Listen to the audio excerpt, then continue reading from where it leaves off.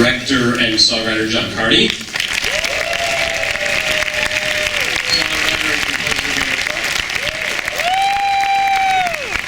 producers Anthony Bregman and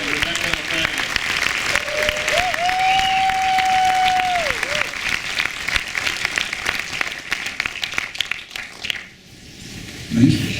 So, John, I feel like you set up an interesting challenge for yourself and Gary with this movie in terms of writing it around a story around a song that has to begin kind of needing help and then has to evolve into something really good but also plausible that these people could come up with it. So, at what point in the writing process did the two of you start talking and working on these songs? I think I pitched it to Gary a few years ago and said I have this idea of a thing about a mother and finding a guitar. But when did we start talking about the music? Well, it was, from my memory, it was when you called me and said, remember that thing with the guitar and the skip and the da-da-da and the boy and then you said, we're getting it made, should we have a chat about the music? So we did it. He sent me this script the day before or something, and we just walked through the script. And so, yeah. What do you call it? Like, we just figured out where all the songs were going to be. Well, they looked at the script, to be honest. I didn't figure anything out. So was the starting point the idea being the story of a mother and a son and finding this guitar, or? Yeah. Okay. Yeah. The starting point was two things. Was my own person. I've been thinking a lot about my own mother because I had become a father. So late in life. So I was exhausted and running around with this kid and thinking, now I kind of see why my mother was in such a bad form. Now I get it, or whatever. And I was having that, but like parking it, not thinking about it too much, because as a filmmaker you try to kind of sort of kid yourself a little bit that like, oh, I'll look away from the thing that I want to actually look at, so it's not too literal or whatever. So that was going on, and then I passed a skip, or a dumpster as you guys say, and that's outside our house, and there was a house was refurbishing and throwing stuff out, and there was a guitar amp in it, and I picked up it was just a lovely little thing in there, and I brought it home and got my cold solder thing out and soldered a wire together and plugged in my guitar, and it worked. And I went into my wife and said, look what Daddy did. And she was like, you've got 8 amps in the house. And I was like, that's true. But imagine I didn't. And I was like, so imagine a person who didn't have, access to music or was thinking about music as much as I was, finding something like an amp. And then, of course, the visual of a guitar kind of leaning out of a skip like Excalibur. Where he pulled out was better than the guitar amp. And then I was like, well, who's pulling the thing out? Because it's definitely, I don't want to make fun about me. So who goes past a skip and pulls things out of it? I do, because I grew up in the 80s in Dublin. There was a recession and we didn't have a lot of money, and if you walk past a skip with stuff in it, you took it home. And you reused it, or that was it. And it's in my nature. If I won the lottery tomorrow, I would still do it. So I thought, okay, so who now is doing that in Dublin? Because Dublin is going through another thing now, which is post-Celtic Tiger, and after the recession and stuff, there's a whole thing that's happening in Dublin, I guess, that happened a lot earlier elsewhere, which is like we're all wearing Dolce & Gabbana sunglasses and driving Range Rovers suddenly, or a lot of people are, and people are walking past the skips and not even looking at them for the good shit that's in there. So that made me lead. This is a very long answer, so I'll be done in a second.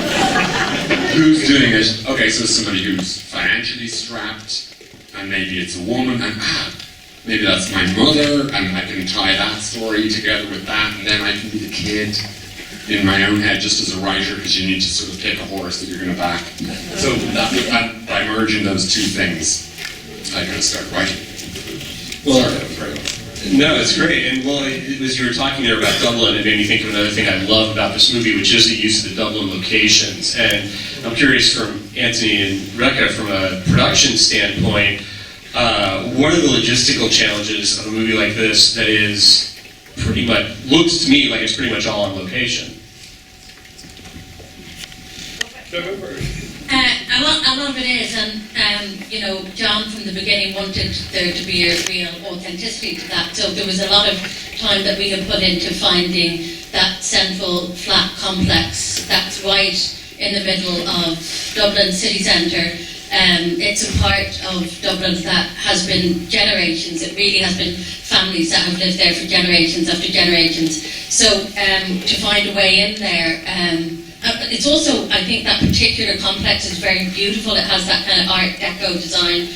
So there was a way also to make it feel like it wasn't going for something that was about, there was the finding the beauty in all of that community and that landscape. And part of what we did as well was use a lot of the local people there as the extras. They are all the people from the flats, and so it was kind of trying to find, so there's a challenge to that, but I think the fact that we did include all the community in it meant it really started to feel like something that everybody took ownership of. You know, we had a lot of people there at the premiere in Dublin, and there was a real kind of sense of that this was their film as well, which was a really lovely part of it. Yeah, I think there are two scenes that take place at the pub, right? When she first goes to visit the pub, and then at the end when she does the gig. And if you look on and both scenes are preceded by a shot of the street that the pub is on. And if you look down that street, you can see the estates where they live, where Eve's character lives. And that is the length that she goes in the course of the movie. From there, down the block, into that pub. And what we feel is that she's gone an enormous distance, you know, to go to that gig. But in fact, she's gone down that one street, and that is only a reality you can ever have when you're actually shooting on an authentic location. And it works emotionally, and it works for the film. It was perfect. There's also, you know, such great authenticity just in terms of the performances, and I was really impressed with the kid who played Max. How difficult was it finding him? What was the process like casting that part? Yeah, it was tricky, wasn't it? It was terrifying. Yeah. It was a central role, and we didn't cast him till We were 2 weeks out. 2 weeks out. Yeah. There was a lot of like Dublin actors who've been trained, you know, who are child actors. I mean, there's a lot of that in Los Angeles, I presume, more. But they go to these teachers, you know, their mothers are like, I think Timmy's going to be brilliant as an actor. I'll get him lessons now because he's pissing me off and he's not playing soccer. I'll get him. And they go, and these awful drama teachers teach them how to act. And it's all, sure, look, I'm only going around there. And they kind of are using their hands in this really awful way. I'm going to get in trouble with this now. When all the actors who didn't get this role are like, you're slagging me off, I'm fucking LA. No, but Oren just didn't have any of that. His dad's an actor, so I think they just grew up watching Breaking Bad and Sopranos and movies. And the dad, Lawrence, was probably like, son, watch this, shut up, watch this. And so he walked in, he was really still, and he was like, what's that? And she says, it's a piano. What's it doing there? And he didn't go, what's it doing there? He didn't point, he didn't. And it was just beautiful. He was kind of, it reminds me, there's a story about Spencer Tracy, apparently, who would just walk to his line and stand on his line. I don't know if you've heard that story, but whenever you watch Spencer Tracy, he's looking for his mark. And he walks in and he goes, you know, I thought, and he begins the line, and it's actually brilliant. But this kid would just walk in, hit his lines, hit his mark, say his line, and get off. And it's kind of exactly what we need. When I saw him, I rang all our producers here and said, I think now we can make the movie. In 2 weeks. Yeah. And so what led you to, you talked a little bit about the origins of the screenplay. At what point did this idea come in to incorporate a love story between two people who are on different continents?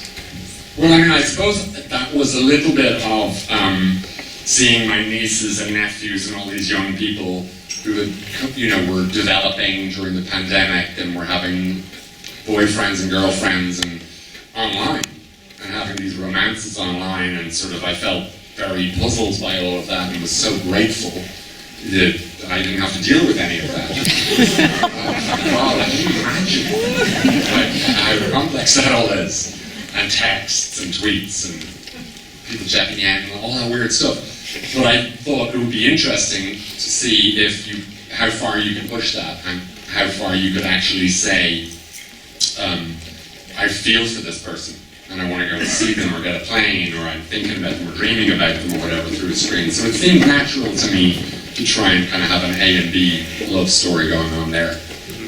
Yeah, well, and the love story feels just, you know, it's so natural, everything between the two of them. And I'm curious what the logistics were of shooting those scenes. I mean, were you, how close, like, it looks like they were clearly actually really communicating.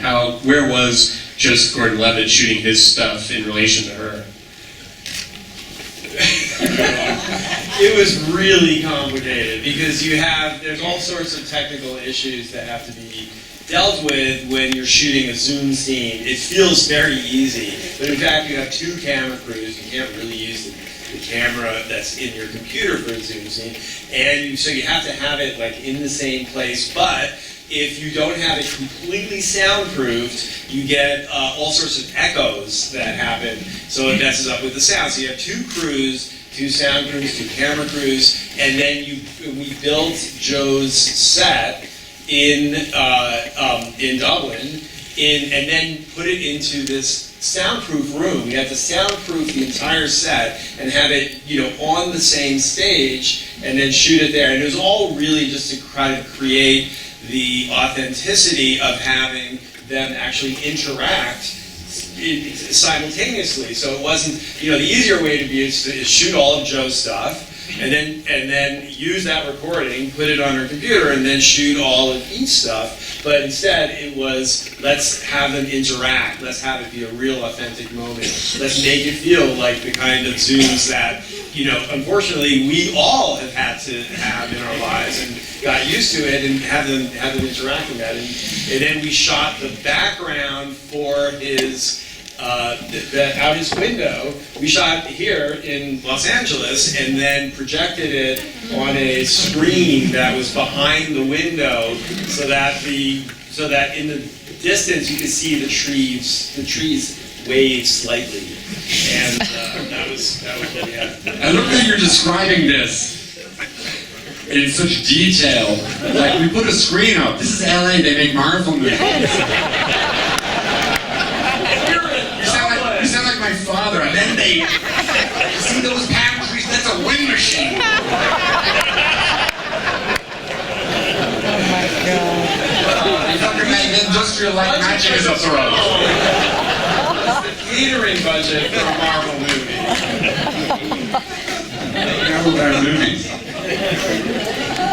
No, but I think the point is well made, which is that because Mai, as a lazy director, when people like these three intelligent producers over here were saying, John, I think you should do a production meeting about how to do the Zoom call, and I was like, well, just do it on Zoom, it'll be fine. They're like, no, it's actually Well, then I really like the way that you bring Joseph Gordon-Levitt actually, you know, into her proximity, you know, not on the Zoom screen, he's actually interacting with her. What kind of factors went into deciding when you were going to do that in the conversations, to have him actually in the room with her? Oh, you mean like as a device? Well, I tell you, it's interesting. I have a good answer for that because I came up with it today. I realized that there's a very interesting thing going on at that moment, which is like, as a filmmaker, you're relating to your audience, and you think, I'm going to make a bit of effort here to show my audience that I respect them enough to go, this is a Zoom relationship. You know, it's the screens. I'm going to describe that to the audience properly, and I'm going to observe the rules of that, which is you cut from his shot to her shot back, and that's all you can really do with a Zoom. There's nothing else you can kind of do. And I did that for a long time. There's two quite long scenes while they're talking to each other, and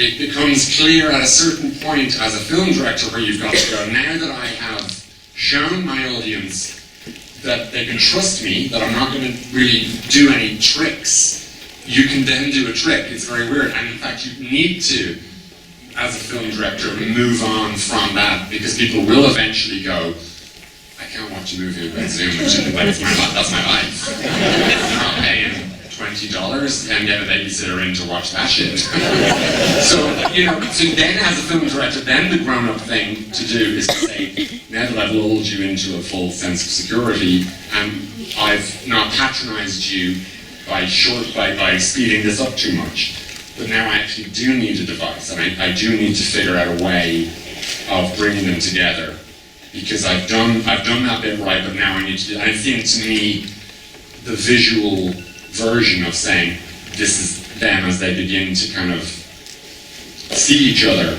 and connect. I suppose when you really are doing that, the screens do disappear a little bit, and we kind of lose that barrier. And so that was sort of where it became very told me on page 25 or something when I went back to my computer. I'd written those 2 Zoom scenes, and I was like, I just can't begin with another Zoom scene. It's bad filmmaking. Going back to what I was saying at the beginning about the song that has to kind of evolve, talk a little bit about, Gary, how the two of you worked on that song and the evolution of it, and did you involve the actors at all in participating in that? We did, unusually. We got quite far down the line with the song, and the vibe of the song, what it needed to do was in John's first script.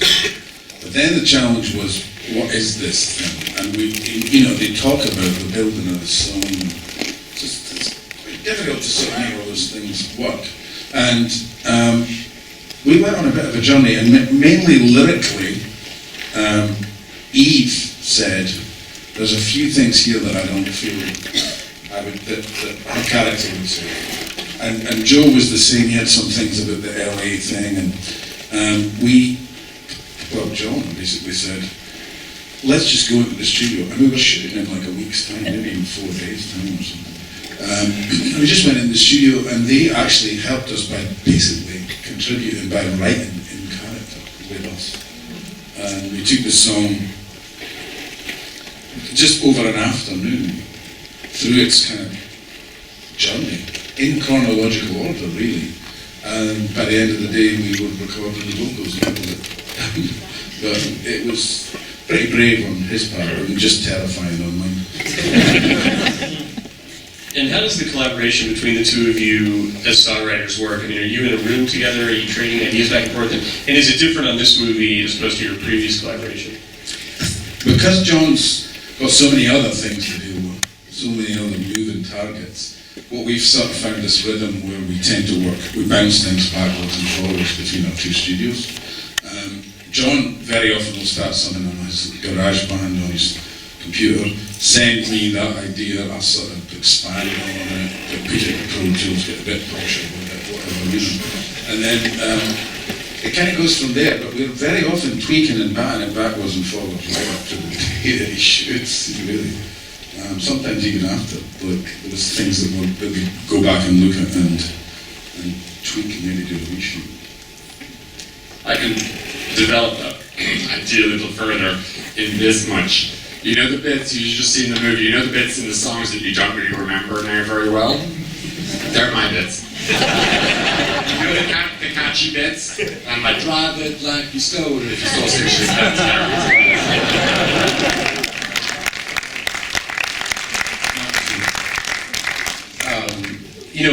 I've seen the movie a few times now, and watching it tonight, I was just really impressed by how well calibrated the love story and the mother-son story, everything in the movie, it just is, you could, in a movie like this, be too sentimental, or, I feel like you really just hit the right note all the way along, and I'm curious, how delicate is the editorial process in a movie like this? I mean, is there a lot of work in the editing to get that tone just right? I mean, again, I'll try and be truthful about this. Here's how I edit. I go in with the editor and we do a pass on the film, and we look at it, and we're like, shit, that's grand, that's a very good film. Send it to Anthony Bregman, and he's like, so, and I read the beginning of the email, and it's like, so well done on the, oh, for fuck's sake. It's beginning as a rejection letter does. So, congratulations on the work you've done so far. I'm like, so far? What the fuck is it? It's a grand movie. And he's like, trust me, it needs a lot more work. And then Rob and Rebecca are like, it does. And we're all like, okay, let's, and then we go back in. And that's all I know about the process. I mean, the edit process, I mean, it's, I think on every film is just a fascinating process. You kind of, to some extent, there's any number of ways in terms of the emphasis of the film, of where it could be, and what the film could be, and what it ultimately becomes. And I think it gets made again in the edit. And I think, so many of those conversations, I think as John says, you start with different iterations of the film, and so many of the conversations come right back to the kind of emphasis of the script at the very beginning of what is this film about and what do you want it to be. And it's all about just leaning into different areas of emphasis. And I think that because, as we've talked about before, there's the kind of mother-son relationship, and there's the love story, and what ultimately you want the film to culminate in. It was just an endless process of going back and forth, of leaning into those different storylines and finding the right balance that ultimately was able to tell Flora's story and her coming-of-age story. So there was a lot of, back and forth, but I think it was because you're always just ironing out exactly what ultimately the story is about. But to reiterate, I would have sent the first cut in. I'm basically like, my editing style is like this. I'm like, do you remember the joke in The Naked Gun where there's a partially sighted person, I hope that's the correct term, and he's doing Rubik's Cube and he's standing next to somebody who's full sight, and he's going, shh, is that it? And the guy goes, no. Is that it? He goes, no. Is that it? No. And that's what I'm like with Anthony. I'm just like, he just says, I'm like, so what about that cut? And he's like, no. The guy, the LA, New Yorker, American guy wants him to go back in and cut more. And that's basically how the Irish film industry works.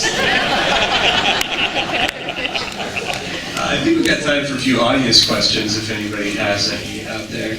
Yeah. This is, I'm such a fan. I mean, this is just such a beautiful movie, and I love the music. There's a moment when they get out of the courtroom and Flora and Max are walking, and she suddenly turns and grabs him. It was such a beautiful moment. Was that planned, or how did that come about? I'll repeat the question so people in the back can hear it. It was about the moment coming out of the courtroom where Flora turns and grabs Max, and he was wondering if that was planned or if it was something that you kind of caught on the fly. No, that was definitely planned, and we did it a few ways, and I think you're right to draw attention to it because those kind of things can seem really fake sometimes, and it does seem quite real. But I think what we did it from the front a few times, and it didn't quite work. And then at the end, I like to do a thing which I would recommend doing for any filmmakers in the audience, which is a few. Always just shoot one from behind. And it's amazing how often you use them. Because there is something weird and alarming, and the actors feel different when there's a camera behind them. They're almost more natural sometimes. And so I think I used that take in the end where she just kind of grabs him in, but she had done it 7 or 8 times at that stage, so it's particularly natural, that take, but thank you for noticing it. I have to say, this was my first time to Ireland this summer, and fell in love with the country, and we spent a lot of time in Dublin. Recognized the street and some of the places, because we stayed right in the city center near Trinity College. Yeah. So it was really fun to look at those locations. Oh, great. That's such a great impact on us. Thank you. Yeah.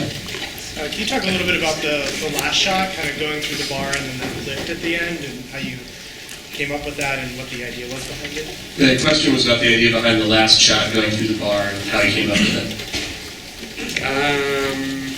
Yeah, that was a tricky one to get right. I think we did like 8 or 9 takes of that shot, just to get everybody rehearsed and get it right. It took quite a few. That's a lot for me anyway. But yeah, it was to try and get the atmosphere of we've seen enough of this story and we're starting to back out, and you know, people are wiping the camera and it's coming around. You see the guy with the barman comes in and he triggers a move to the left, and it's almost like the camera for the first time goes off. The camera's on the tripod for the whole movie, and it's the first shot, and I really wanted it to suddenly break onto handheld. And it's sort of like, is almost telling you, like, we're out, like, this story is going on, and she doesn't get to finish this, you're not going to see her. Actually, that's a really good question, and as I answered, I realized a really important thing. When I used to listen to the song in prep, I was like, I don't want to see her face sing that last line. I've done that, and I feel like a big close-up on her face with the last lyric was making a statement of like, yeah, she's finished. And I didn't want it to make it seem, because she's a girl, she's an amateur musician in a bar singing a song, I wanted to make it feel like she wasn't finished. She was just beginning. And we would back out and go up and, you know, find different characters, guys smoking, the kid drinking the pint and the wife outside, and then going up on the crane at the end. To me, it was a little bit like, we used Dubliners, the James Joyce collection of stories. Myself and Eve talked a little bit about the way James Joyce sort of comes down and comes in and picks a character and follows them for a day and then comes back out and never judges and never says, and that book is just a marvel. And we felt like it would be good if we said that about Flora at the end, and we sort of backed off, and that's kind of the way the shot came about. Well, also because you see all the other Dubliners where Yeah. it kind of is just one story in a million stories.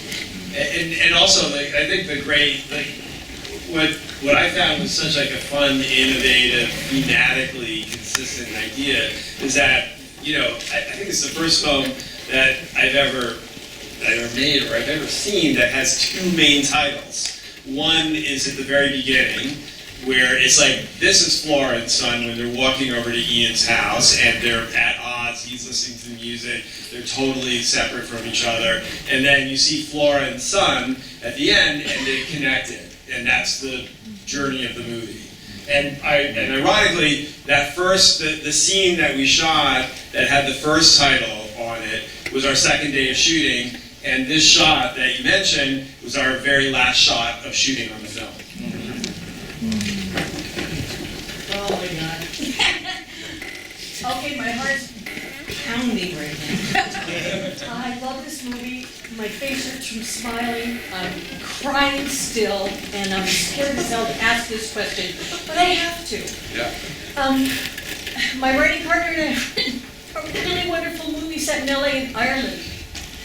I called your agents, and they said he only directs that which he writes. Right. And I need to know if that's still true because, oh my God, would that be great if you could just read this and it was just gleaming a moment. Oh, yeah, I'll happily read it. You sound like you have a copy with you. I'd love to read it, yeah, of course. How can I send that to you, or can I ask you privately later? It's JCAR. No, I'll give you my number at the end of the thing. Yeah, definitely, I'd like to read it, yeah. I'm glad the film spoke to you, that's very touching. Yes. Can you talk about how the two of you integrated the score and the songs? Because there's a lot of crosstalk between them, and it sounds like maybe, did you design them at the same time? Did you know, I'd be curious to know about your process on that. The question was about the integration of the songs and the score. This kind of goes back to when we first worked together on Sing Street. A lot of the score is kind of informed by not all of it, but it's informed by the songs. So there might be, in a very subtle way, the same chords or something that you're going to hear later on in the song. But we're always kind of thinking about kind of integrating the two things. And as I say, sometimes it's in a very subtle way. I actually had to tell John at one point, I said, that's the chords to highlight. And he was like, really? And then I sang it over and so it is. So there's kind of like I think we try to get a dialogue between the whole thing, really. There are other bits that doesn't work and you just do something else, like the bit when they're going up on the elevator, that's in the mall, you know, that's not related to any particular song, but it does relate, just the use of the 12-string acoustic guitar and stuff, it relates to the Joni Mitchell scene that you see just before that, you know. So it is, we are trying to hold it in the same language somehow. But it's not like literal, like here's like high life slowed down or whatever, you know what I mean? You know, bringing up the Joni Mitchell song, I was curious if that was always the song you were going to use for that scene, or if you had to go through a lot of different choices and see what worked. Yeah, no, it wasn't actually. The original, I wrote the scene around a piece of footage that I found of John Martin, and it was a song called I Couldn't Love You More, and I recommend that you all watch it when you go home. It's on YouTube. It's like 1972 or 3. It's him on a bar stool playing this. It's quite memorable because there's 2 microphones sellotaped together that he's singing into for some reason. But it's a wonderful scene of a man being calmed by his own music. He's talking at the beginning of it, and then he's sort of he's a bit annoying, frankly. And lots of stories came in about John Martin being a bit of a dick, and I didn't want to comment on that, but he seems a bit ordinary and a bit bland, and then he goes into this song, and it's like angels come into the room. It is like God is playing through him. And it's remarkable. And I had written a scene around based on that kind of idea. And then we put it in the movie, and it didn't work for the simple reason that it came after the scene in which Joe plays the song in the park. Yeah. And she's like, yeah, I can see, you're really good at songs, but and he fails. The really interesting thing was the next time the next scene, she puts on the music, and when it was John Martin, the movie collapsed. And it was very interesting. We were like, just everything, it collapses. And I think the reason it does is one of those, you know as filmmakers when you see these invisible rules that you never knew were there until you break them, and then you're like, oh, that's a rule, Jesus, I didn't know you could do that in a movie. In the same way that, back in the very early movies, people didn't believe that you could, if you had a shot of a burning building, because people thought film was like theatre, so it needed to follow the rules of theatre. And so if you cut from burning building to somebody inside in a room, people thought audiences wouldn't be able to handle that, because they weren't used to it in the theatre. And other people who knew instinctively, people will get that person is inside the burning building, and you'll actually make the scene better. And actually the filmmaking is more like a novel in which you can cut inexplicably from one location to another in the way that you can't in theatre, but you can in a novel. Why am I telling you that story again? Sorry, I ended up Joni Mitchell. So the rule that I found I was breaking was you can't have a male character who, even if you don't think he's sexy or it's even that romantic a story, fail in a woman's eyes or a partner's eyes or a potential partner's eyes, and then have another dude play a John Martin song that's so brilliant. Because you go back to the guy and you're like, nah. It's so basic and embarrassing an admission, but it's kind of a little bit like, I was thinking of an analogy the other day, it's kind of like if you were watching a James Bond movie and there was another really good guy called David Bond. You'd be like, David Bond was pretty awesome as well. You know what I mean? So it was like, and then the film just told us, myself and Stephen, the editor, was like, female performer. So we went, okay, who do we love? And we started to think about that, and we thought about Carole King, and we thought about all the Aretha Franklin, and we tried tons of stuff, and then we saw that particular performance of hers, and it's something about, the song is obviously stunningly beautiful, but that particular performance of it is just, to me, when television was the best medium that it could be. Which is that you put a camera, and you maybe do 2 or 3 dissolves, and you put it on this woman as she's singing this song, that's all you need. And to me it's like, that purity. And yeah, so that's sort of the evolution of how that scene came. Yeah, it was so perfect. That's why I was wondering how long it took you to get to it. So I think I'm getting the signal. It's time to wrap up. Okay. We gotta wrap things up, but this has been great. It's a great movie. I really appreciate all of you.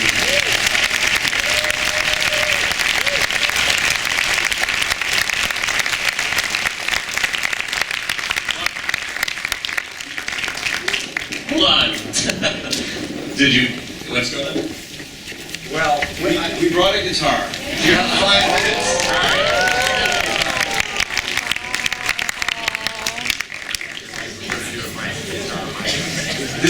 This is something that we did because the actors are on strike, so we can get a word in edgewise. But we would, if we had the chance, we would have Eve and Joe being beautiful and sexy and playing songs. But instead, you're going to get me and Gary.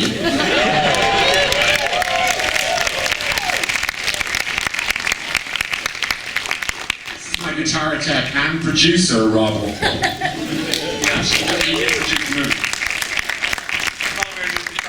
He's a terrible guitar tech. You're fired. So we don't know quite how we'll do this, and I haven't tuned this guitar since I put it on a plane in Dublin, so just bear with me for a second. Oh, God. Yeah. Some guy in JFK has been playing this. No, it's okay. Oh no, it's okay. A string may strap. Snap. I am a bit jet lagged, guys.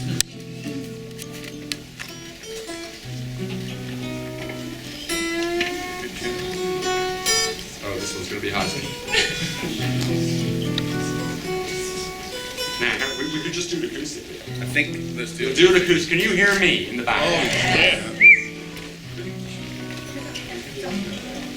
Oh, he's got a mic. So just so everybody, just for a little context, you know the song that they sing on the roof? At the end of the song, Joe says to Eve, now all we need is a bridge, right? Now all we need is a middle A.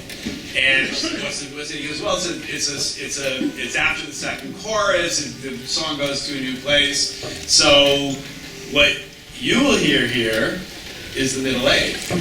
Well, when we're trying. I should warn you, you're about to find this out for yourselves. I'm not a professional musician.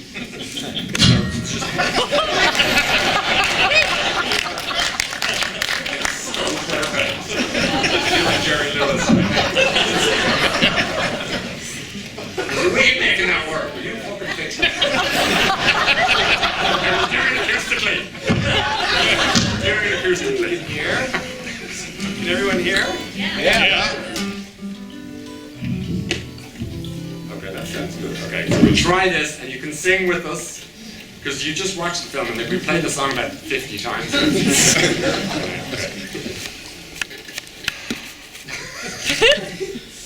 Get in my car, driving through the canyon, breathe in Topanga for the day.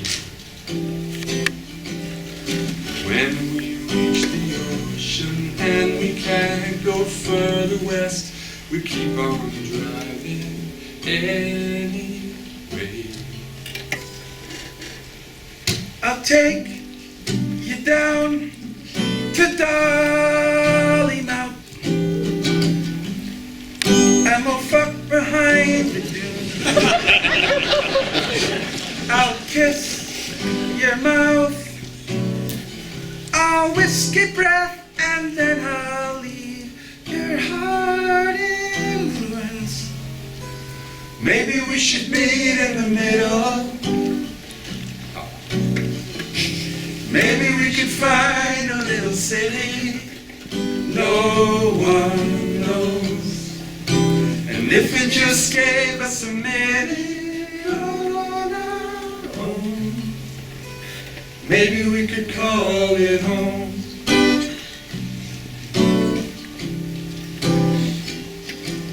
Forget the stars of Hollywood, big old houses in LA. I can introduce you to the angels of my city, but we'll find them anyway. I'll drag you round town by your ear, still ringing from the rain. I'll buy you chips and tea and beer, and then I'll crush your heart again. Everybody. Maybe we should meet in the middle. Ooh, maybe we could find a little city no one knows. And if you just gave us a minute of our own, maybe we could call it home. And that's where he runs out of song, and this is our middle eight. Here we go. We got that.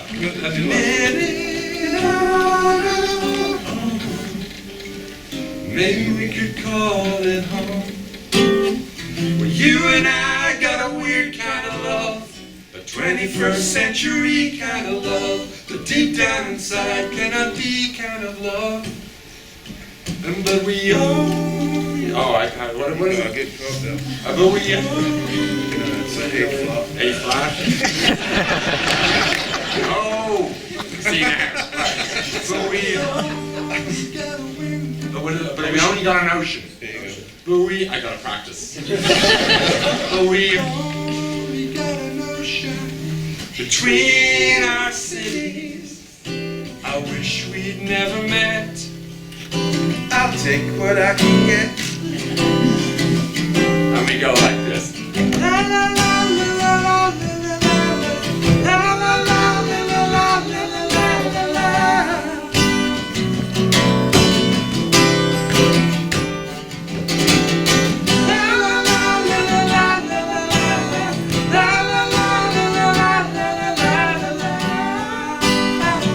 And one more time, we need some help here, guys. Maybe we should meet in the middle. Maybe we can find a little city no one knows. And if they just gave us a minute of our own, One more time. a minute of our own, maybe we could call